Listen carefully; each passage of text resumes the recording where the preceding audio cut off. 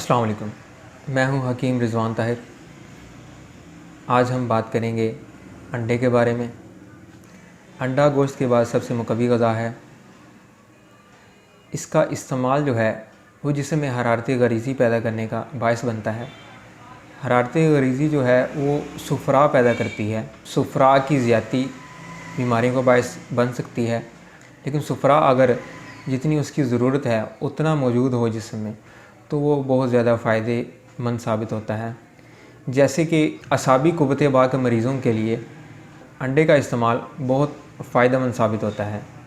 وہ انڈے کا حلوہ بنا کے استعمال کر سکتے ہیں، انڈے کو ابال کے استعمال کر سکتے ہیں، کچا انڈا بھی استعمال کر سکتے ہیں۔ لیکن یہ یاد رہے کہ دن میں اگر وہ ابلے ہوئے انڈے استعمال کر رہے ہیں تو دن میں 1 سے 4 انڈے استعمال کریں، اس سے زیادہ استعمال نہ کریں۔ اگر وہ اس سے زیادہ استعمال کریں گے تو صفرا کی زیادتی ہو جائے گی، جس سے مختلف قسم کی بیماریاں جنم لے سکتی ہیں۔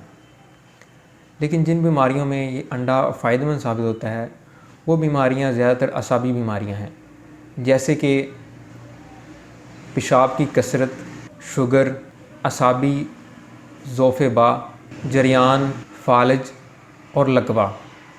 ان سب بیماریوں کے لیے انڈے کا استعمال جو ہے وہ بہت فائدہ مند ثابت ہوتا ہے۔ جسمانی کمزوری کے مریض بھی انڈے کا استعمال کثرت سے کر سکتے ہیں۔ اگر ہم خشکی کے مریضوں میں دیکھیں تو جو خشکی کے جو مریض ہوتے ہیں، قوت باہ کے جو مریض ہوتے ہیں خشکی میں، تو وہ بھی انڈے کا استعمال کچھ اس طرح سے کر سکتے ہیں کہ جو انڈے کا حلوہ وہ بنائیں، اس میں وہ مغز بادام ڈال لیں، تو ان کے لیے بھی یہ بہت فائدہ مند ثابت ہو سکتا ہے۔